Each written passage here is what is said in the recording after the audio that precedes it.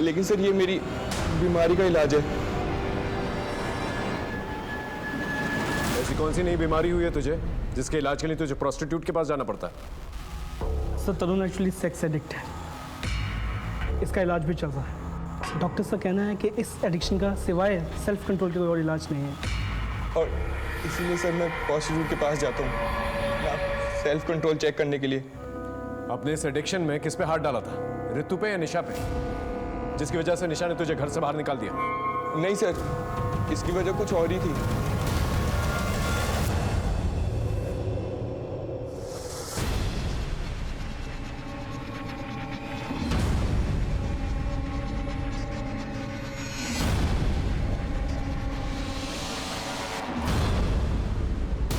और सर मैं इसी इंसिडेंट के बाद अपने घर लौट आया था और निशा दीदी ने पापा को छोड़कर किसी और को ये बात नहीं कही थी।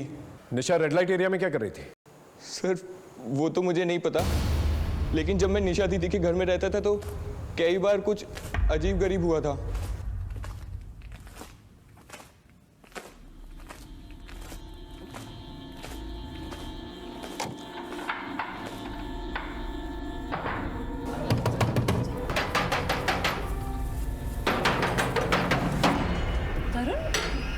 ये दरवाजा किसने बंद किया था? अरे मुझे क्या पता, मैं तो पानी पीने उठी थी, देखा तेरा दरवाजा बाहर से बंद है। दीदी मुझे लगा हॉल में कोई था। पागल है क्या? मैं ही थी और कोई नहीं था। तू जाके सो जा।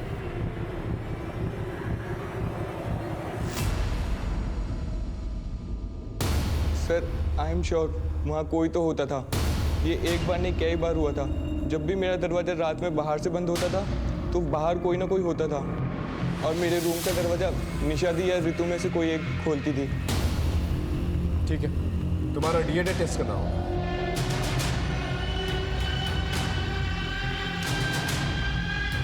सर, निशा एनजीओ के रूटीन काम से अक्सर रेड लाइट एरियाज में जाती थी और रुचि ने बताया कि वहाँ उसने तरुण को देखा था। हो सकता है फैमिली की इज्जत बचाने के लिए उसने तरुण को घर से निकाल दिया। कोई तो था जो उस घर में आता जाता था और सर्टिफिकेट्स का इस्तेमाल भी हुआ है। सर, कब है? सर मैं ऋतु के कॉल डिटेल्स में मिले सभी पीसीओ को क्रॉस वेरीफाई किया, तो भी पता नहीं चल पाया कि ऋतु को कौन कॉल करता है। लेकिन सर 5 पीसीओ ऐसे हैं जहाँ पे ऋतु को कॉल करने के बाद किसी दूसरे नंबर पर भी कॉल किया गया था। ये नंबर श्रीकांत गुप्ता था।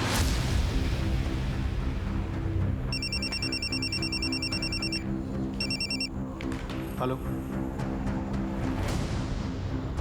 ओके सर, बीएसजी के 4 डिस्ट्रीब्यूटर्स में से सिर्फ एक डिस्ट्रीब्यूटर है गाजियाबाद में, मेडोक फार्मेसी। तुम फार्मेसी जाओ। सर। पांडे, इस श्रीकांत गुप्ता के घर जाके देखो। सर।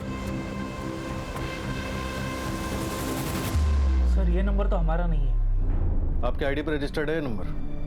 मेरे आईडी पे? आप दोनों के अलावा कौन कौन रहता है घर में? सर घर में मैं, मेरी पत्नी और मेरा बेटा, बस।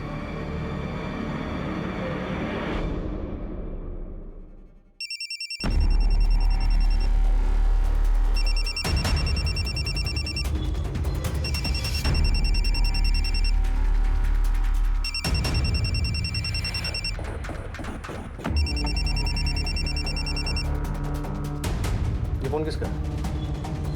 सर फोन का तो पता नहीं, लेकिन ये बैग मेरे बेटे का है।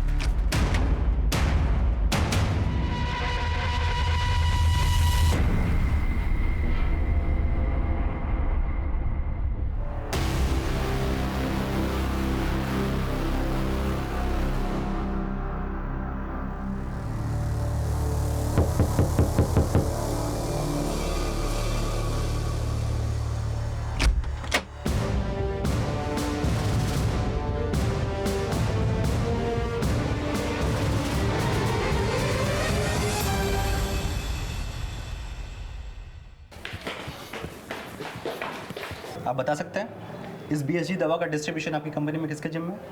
वेट सर,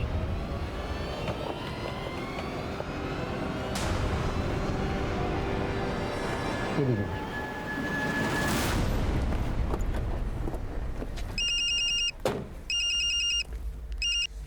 सर, उस आदमी की लोकेशन ट्रेस हो गई है जिसके पास मेडॉक कंपनी के बीएसजी मेडिसिन के डिस्ट्रीब्यूशन का जिम्मा था। ये आदमी हाथ से नहीं निकलना चाहिए दीपक।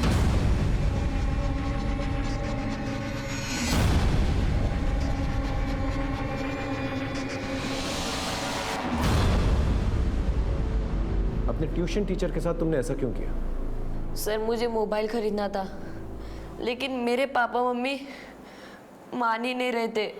फिर एक दिन वो मुझे पार्क में मिला। उसने मुझसे कहा अगर मैं उसका एक काम कर दूं तो वो मुझे मोबाइल देगा। वो क्या काम करवाना चाहता था तुमसे? सर राहुल को उसने अपनी जाल में फंसा के मुझे ड्रग्स दिलवाए।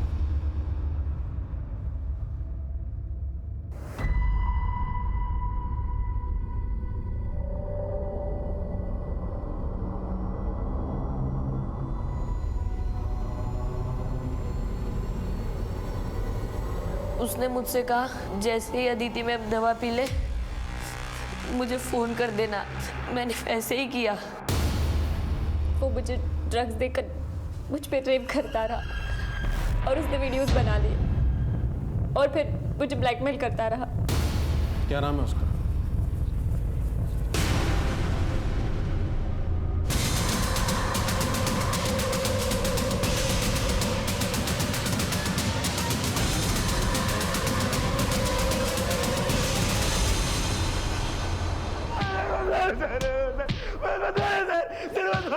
रुको रुको रुको, उठाओ से।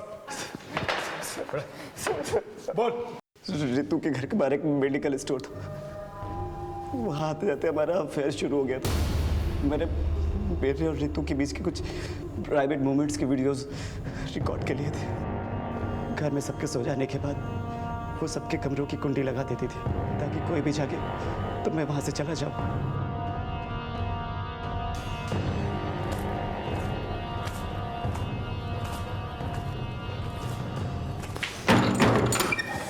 अरे रितु, तू यहाँ क्या कर रही थी रात को? मैं पानी पीने आई थी। अच्छा।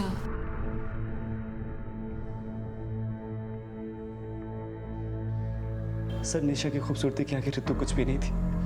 मेरा मन टोल गया था। मैंने रितु को वीडियोस दिखा के धमकाया कि वो निशा के साथ फिजिकल होने में मेरी मदद करे। मेरी दी हुई दवा को निशा की माइग्रेन वाली दवा के साथ दे दी।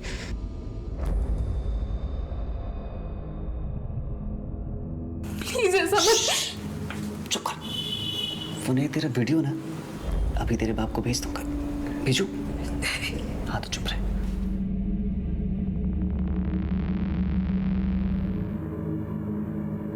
सब कुछ मेरे हिसाब से ही चल रहा था, मगर निशा प्रेग्नेंट हो गई और चीजें बदल गई।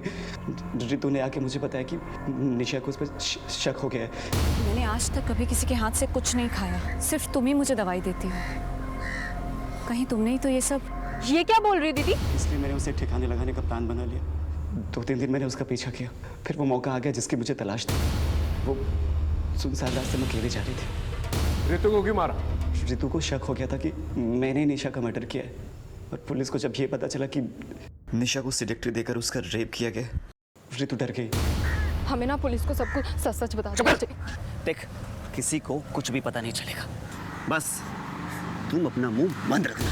रितु इतने डर गई थी कि अगर पुलिस उससे एक बार भी पूछताछ करती तो वो सब कुछ उगल देती, और मैं ये रिस्क नहीं लेना चाहता था।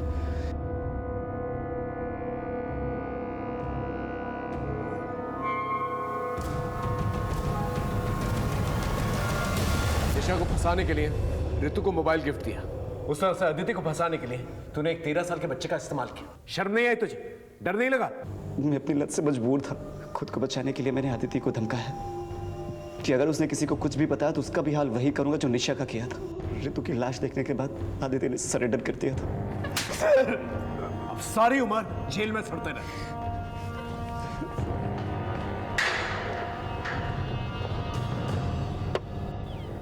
देखा आपने कितनी दस्तकें मिली। निशा का अपनी तबीयत को इग्नोर करना, ये एक दस्तक थी। निशा का ये बार बार कहना कि उसे नहीं पता उसके बच्चे का बाप कौन है। मैं प्रेग्नेंट कैसे हो सकती हूँ पापा? और उसके फैमिली मेंबर्स को इस दस्तक को इग्नोर करना। निशा के माँ बाप को पुलिस की हेल्प लेनी चाहिए थी। मोबाइल फोन का सीक्रेटली इस्तेमाल करना, ये भी एक बहुत बड़ी दस्तक थी। बच्चों पे नजर रखना बहुत जरूरी है, क्योंकि कोई भी उन्हें बहला फुसलाकर गलत काम करवा सकता है। अजय ने जब रितु को ब्लैकमेल करना शुरू किया तो वो पुलिस की मदद ले सकती थी, लेकिन वो चुप रही और अजय का शोषण सहती रही, और उसी चुप्पी की वजह से निशा भी अजय का शिकार बनी। इसलिए चौकन्ना रहना बहुत जरूरी है। फिर मिलेंगे एक नए केस के साथ। तब तक देखते रहिए क्राइम पेट्रोल दस्तक। मकसद बताना नहीं, बचाना है। और हाँ, एक और बात, मंगलवार 27 नवंबर से क्राइम पेट्रोल दस्तक एक नए समय पर नमस्कार, मैं senior inspector Himanshu Rawat crime petrol Dastak में आपका स्वागत करता हूं। एक अजीब केस आया था हमारे पास। मान लीजिए आपको चोट लगी है, सारी दुनिया कह रही हो कि आपको चोट लगी है, आपको भी दिख रहा हो कि आपको चोट लगी है, लेकिन आप ये मानने को तैयार ही नहीं कि आपको चोट लगी है। ऐसे इंसान को क्या कहेंगे आप? पागल? हम जिस केस के बारे में बात कर रहे हैं उस केस में कोई पागल नहीं था, लेकिन हालात ऐसे थे कि कोई भी पागल हो सकता था, क्योंकि अपराध चीख चीख के दस्तक दे रहा था, लेकिन सुनने को कोई भी तैयार नहीं था।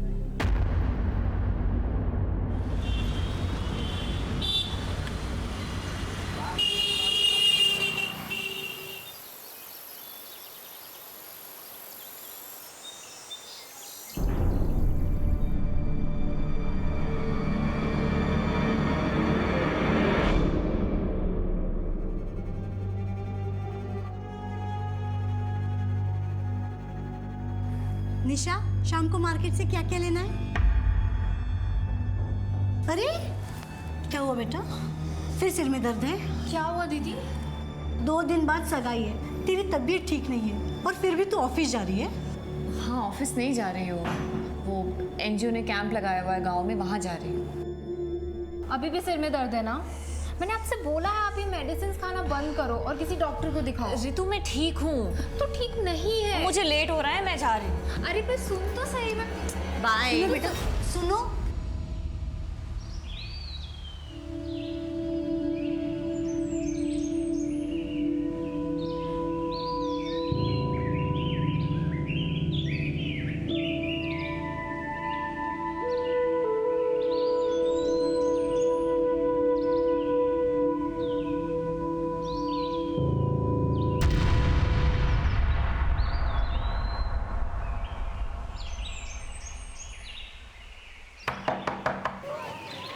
नमस्ते दीदी। कैसी हो सलमा? मैं ठीक हूँ दीदी। अच्छा, ये लो। दीदी, इसके साथ कोई दवा भी होती तो दे देती। आजकल ना हमको बहुत चक्कर आ रहे हैं। सुना है कि तुम फिर से प्रेग्नेंट हो। अगर सही टाइम पे अपने पति को रोकती ना तो आज ये दिन नहीं आता सलमा। पहले से ही 3 बच्चियां हैं तुम्हारी और अब ये चौथा। अपनी सेहत पे ध्यान नहीं दोगी ना तो किसी दिन मर जाओगी। अब हम क्या करें दीदी? आप तो सब जानते ही हैं ना। और ये पहले भी। खैर, आप हमारी फिक्र छोड़िए, हमें कुछ नहीं होगा। बस हमें कोई दवा दे दीजिए। ये लो, ध्यान रखना अपना।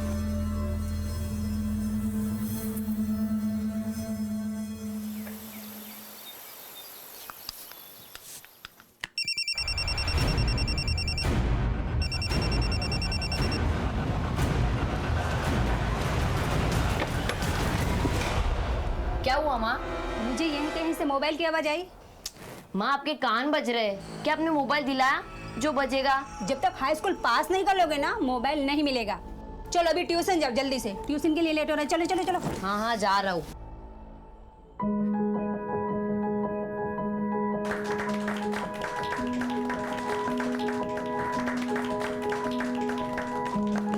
कैलाश, तरुण नहीं आया? नहीं भाई, सबसे ज़्यादा तबीयत खराब थी।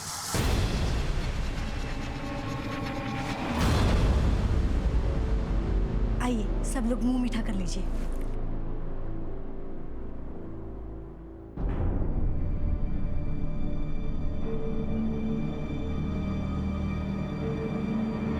निशा, तुम ठीक हो निशा? निशा? निशा, क्या हुआ? तबीयत ठीक है ना बेटा? हाँ, पानी लाना। हाँ, वो बस चक्कर आ गया था। क्या कह रहा है अग्रवाल? वही बोल रहा हूँ जो ये रिपोर्ट कह रही है। निशा 1 महीने की प्रेग्नेंट है।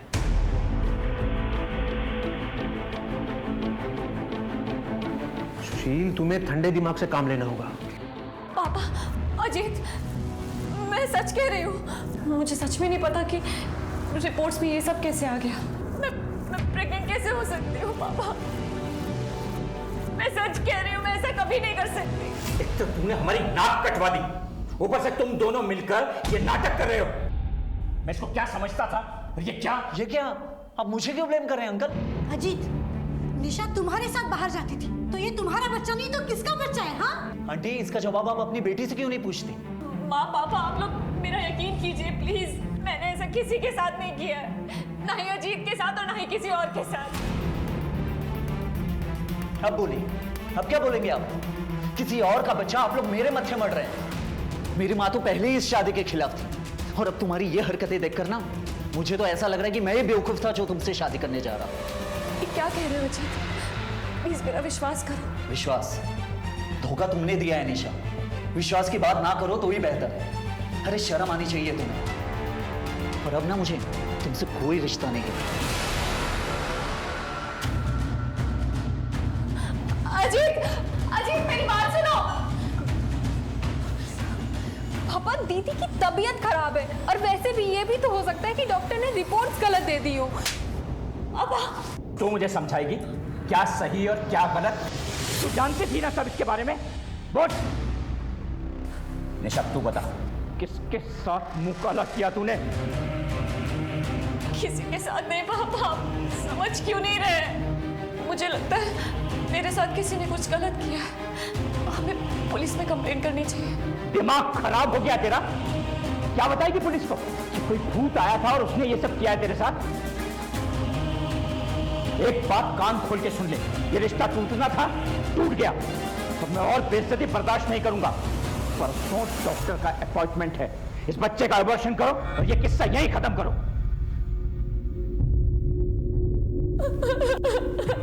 ऐसा कैसे हो सकता है कि एक औरत को पता तक ना चले कि वो मां बनने वाली, और ये तक ना मालूम हो कि वो उसके बच्चे का बाप कौन है?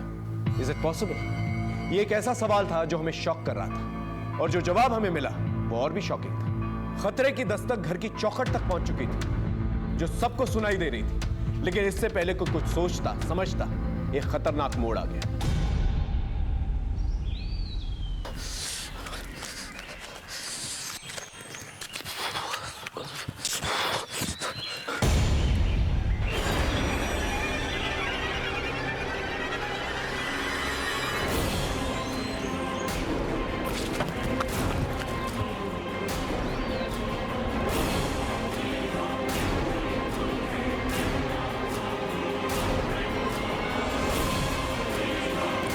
चलिए हटिए, हटिए।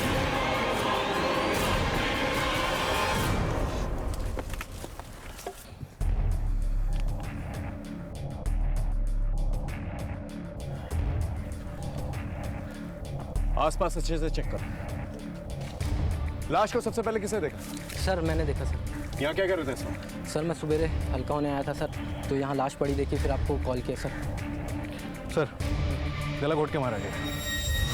बॉडी को देख के लगता है कि इसने अपनी जान बचाने के लिए काफ़ी स्ट्रगल किया था।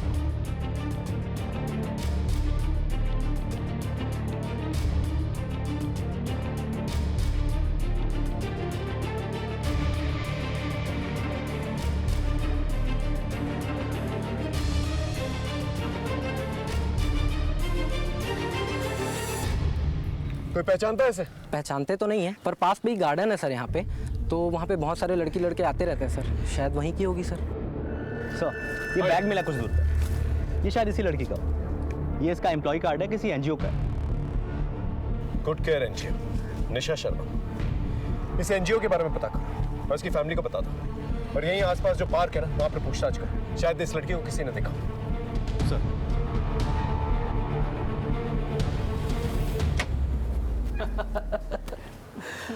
अरे सॉरी।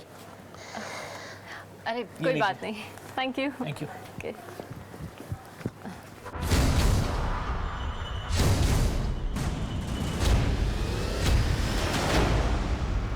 सर कल शाम को निशा घर से ये कह के निकली थी कि वो पार्क जा रही है, रात तक लौटी नहीं, तो मैं उसे ढूंढने गया पर वो नहीं मिली सर, इसलिए मैं घर आ गया। मुझे लगा कि वो घर आ गई होगी, उसके साथ ये सब। पार्क में क्या करने गई थी? किसी से मिलने गई थी? सर निशा बस ये कहकर गई थी कि वो पार्क जा रही है, और उसने कुछ नहीं बताया। ऋतु तुम कुछ कह रही थी कि निशा की बात का किसी ने भरोसा नहीं किया, वो कौन सी बात थी? वो प्रेग्नेंट थी सर। तो सर उसकी शादी नहीं हुई थी अब तक। और उसे ये पता भी नहीं था कि उसके होने वाले बच्चे का बाप कौन है। मतलब? सर उसने ये भी कहा था कि उसने ऐसा कभी कुछ किया ही नहीं जिसकी वजह से वो प्रेग्नेंट हो सके। तो फिर वो प्रेग्नेंट कैसे हुई? सर यही तो वो भी समझ नहीं पा रही थी। उसका कहना था कि किसी ने कुछ खिला पिला कर उससे ये सब किया है, पर हम लोग उसकी बात पे भरोसा नहीं कर पाए। हम भरोसा कर भी लेते तो कोई और करता कैसे? अजीत से उसकी शादी भी इसीलिए टूट गई। आप लोग को हमारे पास आना चाहिए था। हो सकता है कि निशा सच बोल रही थी और इस बच्चे की वजह से उसकी जान ली गई, ताकि उसके बच्चे के बाप का राज ही रह जाए। उसका कोई करीबी या कोई बॉयफ्रेंड जिस पर उसे शक हो, जो ऐसा कर सकता हो, या फिर वो किसी को बचाने के लिए झूठ बोल रही हो? दीदी की शादी होने वाली थी अजीत से। अगर उसे पता होता तो वो अबॉर्शन नहीं करा लेती चुपचाप। ना सबको पता चलने का वेट करती और ना ही अपना तमाशा बनाती। ठीक है, आप लोग जा सकते हैं।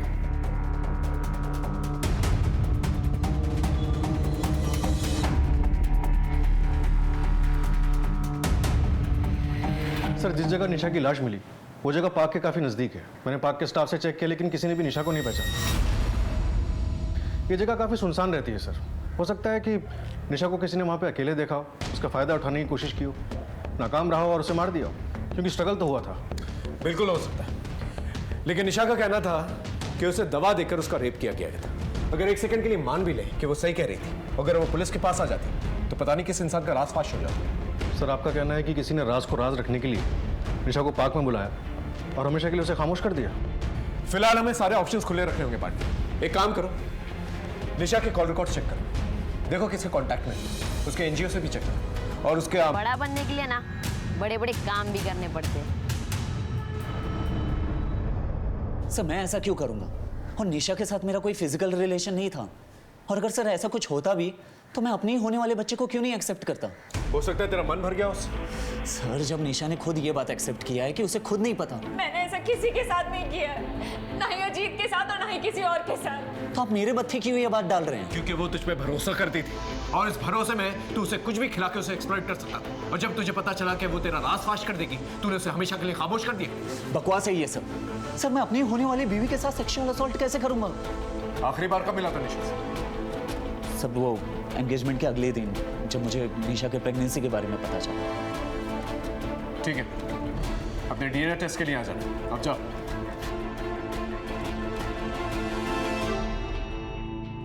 निशा की लाइफ में अजीत के अलावा कोई और भी था? जी सर, अजीत से उसकी एंगेजमेंट होने से पहले उसका अफेयर नमित के साथ चल रहा था। नमित? वो भी हमारी एनजीओ का टीम लीडर था। 1 साल के रिलेशनशिप के बाद दोनों का ब्रेकअप हो गया था। निशा की शादी का पता चलते ही उसने जॉब छोड़ दी थी। कब छोड़ी उसने जॉब? 1 महीने पहले। फिलहाल कहाँ जॉब करता पता है? जी सर। सर निशा के एक्स बॉयफ्रेंड के नए ऑफिस में बात हुई थी। 22 तारीख को वो देहरादून के लिए निकला था, ऑफिशियल टूर पे। इंटरेस्टिंग। निशा का भी मर्डर 20 तारीख को ही। और सर ये निशा के पोस्टमार्टम की प्रिलिमिनरी रिपोर्ट। इसके हिसाब से निशा की बॉडी में हैवी सेडेटिव के ट्रेसेस मिले हैं। इसका मतलब निशा बिल्कुल सही कह रही थी। कोई उसे सेडेटिव्स दे के मोलेस्ट कर रहा, तभी उसे पता नहीं चला उसके बच्चे का बाप कौन है। इस नमित को उठा के लेके आओ। और सेडेटिव्स का नाम सर्टेन होते ही उसे ट्रेस करना शुरू। सर, ये निशा के कॉल रिकॉर्ड्स हैं। इसमें ज़्यादातर कॉल्स तो फैमिली और ऑफिस से ही है। सर जो निशा को लास्ट कॉल की गई थी वो पार्क के पास के गांव जैतपुर से की गई। किसने किया था ये कॉल? सर ये नंबर किसी सलमा नाम की औरत के नाम पर रजिस्टर्ड है।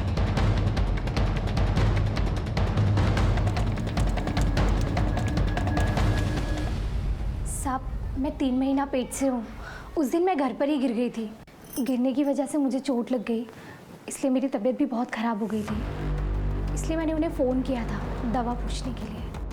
दवा पूछने के लिए फ़ोन किया था या यहाँ बुलाया था? नहीं साहब, दवा पूछने के लिए फ़ोन किया था। तो दीदी बोली वो यहीं पास में ही है, थोड़ी देर में खुद आ जाएंगी, लेकिन वो नहीं आई साहब। और कुछ देर बाद मेरी तबीयत भी ठीक हो गई, इसलिए मैंने गौर नहीं किया। निशा तुम्हारे एक फ़ोन कॉल पे इतनी रात को यहाँ आने के लिए तैयार हो गई, क्यों? ऐसा क्या खास था यहाँ? खास क्या होगा साहब, उस दिन यही दीदी की तबीयत खराब हो गई थी घर में, तो बस मैंने। दीदी क्या हुआ? आप ठीक तो है ना? बैठिए बैठिए, मैं पानी लेके आती हूँ।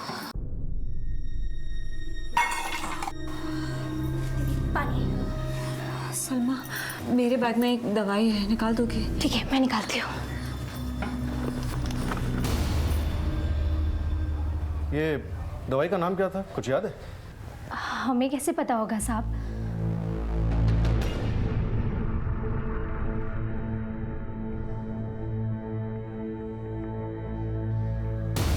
पर हाँ साहब, नीली गोली थी एक। हो सकता है सर, इस दवा के ट्रेसेस निशा की बॉडी से मिले हो। नहीं, निशा ऐसे सेडेटिव्स क्यों लेगी जो उसे बेहोश कर दी? और उसने दवाई यहाँ आकर खाई थी। और अगर वो सेडेटिव्स के बारे में जानती भी थी तो वो यहाँ खाकर यहाँ बेहोश होती। निशा के घर जाकर पता करना पड़ेगा।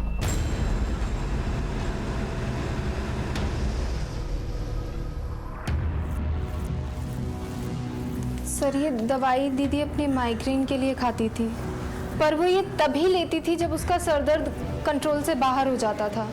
एसिड रम किसने रेकमेंड की थी ये दवाई? सर, ये दवाई निशा बहुत टाइम से ले रही थी और हमारे एक फैमिली डॉक्टर ने इसे रेकमेंड की थी। उस डॉक्टर का एड्रेस चाहिए हमें।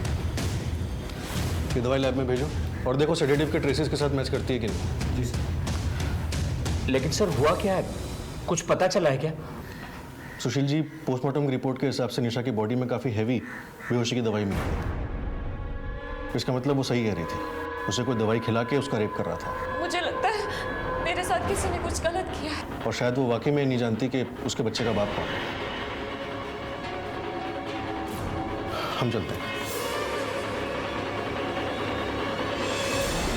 मेरी बच्ची सही कह रही थी, अगर हम उसकी बात पे ध्यान देते तो आज वो जिंदा होती।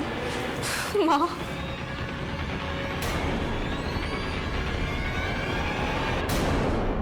निशा जो एसिड रम टैबलेट्स ले रही थी वो माइग्रेन की दवा है, लेकिन ये उसकी डिटेल पोस्टमार्टम रिपोर्ट के हिसाब से उसे BSG नाम की टैबलेट्स बतौर सेडेटिव दी जा रही थी। ये टैबलेट्स हॉस्पिटल में एनेस्थीसिया के तौर पे यूज होती हैं। इसका मतलब निशा को BSG टैबलेट्स जो है कोई जानबूझ के दे रहा था ताकि वो बेहोश हो सके, और ये काम कोई उसका अपना ही कर सकता है जिस पे वो भरोसा करती है। अगर ये सेडेटिव्स जनरल यूज के लिए नहीं है तो इसकी सेल और परचेज भी लिमिटेड ही होगी। एक काम करो पांडे, इस सेडेटिव्स के रिटेलर और डिस्ट्रीब्यूटर्स की लिस्ट बनाओ और पता करो कहाँ कहाँ डिस्ट्रीब्यूट किए। सर, हाँ यार, निशा का एक्स बॉयफ्रेंड नमित आया है। लेके आओ सर। निशा की शादी का सुनते ही नौकरी छोड़ दी और उसका मर्डर होते ही देहरादून चले गए। कोई खास वजह? कोई खास वजह नहीं थी सर, दूसरी कंपनी में प्रमोशन मिल रहा था, और रही देहरादून की बात तो वो तो पहले से ही प्री प्लान था। प्री प्लान था या प्री प्लान किया? सर, आप मुझ पे गलत शक कर रहे हैं। हमारा ब्रेकअप जरूर हुआ था, लेकिन मेरे दिल में निशा के लिए ऐसा कुछ भी नहीं था। वो बहुत ही अच्छी लड़की थी। तो ब्रेकअप क्यों किया? सर वो नमित, समझ में नहीं आ रहा है क्या ना मतलब ना? एक तो तुम्हारे नखरे झेलो, ये ना करो वो ना करो, जॉब ना करो, ऊपर से ये सब। तो क्यों झेल रही हो मेरे नखरे? अगर इतनी प्रॉब्लम है मुझसे तो खत्म करो ना सब। जब रिश्तों में मिलावट आ जाए ना तो ऐसे रिश्ते खत्म हो जाना ही बेहतर है। सर, रिश्ता खत्म होने के बाद मुझे अपनी गलती का एहसास हुआ और मैंने निशा से माफी भी मांगी थी और निशा ने मुझे माफ भी कर दिया। माफी मांगकर कोई भी रिश्ता फिर से कायम किया जा सकता है, लेकिन जब तुझे पता चला कि वो प्रेग्नेंट है, तूने हमेशा के लिए उसे खामोश कर दिया। 1 साल का रिलेशन था हमारा, जब उसने मुझे तब अपने पास नहीं आने दिया तो अब क्यों आने देती? इतनी अच्छी लड़की के साथ ऐसा कौन कर सकता है? जानता है किसी को? सर, जहाँ निशा की लाश मिली थी उसी गांव में हमारा 2 महीने पहले NGO का कैंप लगा था। वहां पर तूने बच्ची के हाथ में ये दिया, आके मुझसे पूछा कि अब्बू इसका क्या करते हैं? बोल, 10 साल की बच्ची है, क्या जवाब दूं इसका मैं? बोल।